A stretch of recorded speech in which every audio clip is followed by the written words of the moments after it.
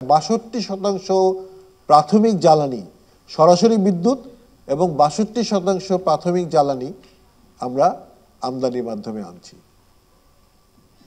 এই প্রসঙ্গে আমি একটি কথা বলতে চাই, সেটা হচ্ছে যে ভারতের কাছ থেকে আমরা যে এক্সচেঞ্জের মাধ্যমে বিদ্যুৎ আনছি ১১৬০ মেগাওয়াট, এটা কিন্তু বাংলাদেশের জন্য খুবই লাভজনক হয়েছে। আদানিটা যেমন অসম একটা চুক্তি হয়েছে, কিন্তু এক্সচেঞ্জের মাধ্যমে ভারত থেকে আমরা যে বিদ্যুৎটা আনছি, নেপাল থেকে আমরা আরও ৪০ মেগাওয়াট আনছি এবং ভারত থেকে ভবিষ্যতে আমি মনে করি নবায়নযোগ্য জ্বালানিও আরও আনা সম্ভব হবে সাশ্রয়ী মূল্যে।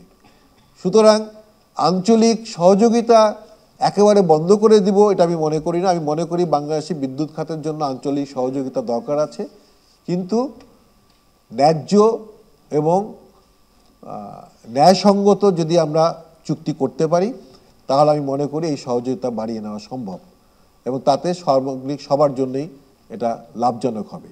তার আরেকটি কারণ আমি বলছি যে আজকে আমরা দেখেছি যে আমাদের শীতকালীন সর্বোচ্চ চাহিদা হলো, মানে সার্বক্ষণিক চাহিদা, শীতকালীন সার্বক্ষণিক চাহিদা ৭,০০০ মেগাওয়াট আর গ্রীষ্মকালীন সার্বক্ষণিক চাহিদা ১৩,০০০ মেগাওয়াট। এই যে শীতের সময় আমাদেরকে প্রায় ৫-৬ হাজার মেগাওয়াট বিদ্যুৎ কেন্দ্র বসিয়ে রাখতে হয় ৪ মাসের মতো টাইম। এই ৪ মাসের এটা কিন্তু আমাদেরকে ক্যাপাসিটি পেমেন্ট দিতে হচ্ছে। এখন বলতে পারেন যে ক্যাপাসিটি পেমেন্ট কেন দিব? এরা তো বসে আছে ৪ মাস কোনো কিছু উৎপাদন না করে, কিন্তু গরমকালে তো এগুলো সব আমার লাগবে। সুতরাং এগুলোকে তো আমাকে বসিয়ে রাখতেই হবে এবং তাকে পেমেন্ট দিতে হবে, কারণ তারা তো এমনি এমনি বসে থাকবে না।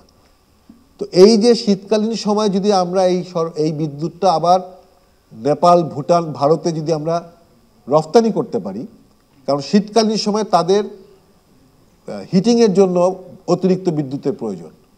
নেপাল, ভুটানে অনেক জলবিদ্যুৎ আছে, যারা শীতের সময় সেই জল প্রবাহ বন্ধ হয়ে যায়, যে কারণে জলবিদ্যুৎ উৎপাদন কমে যায়।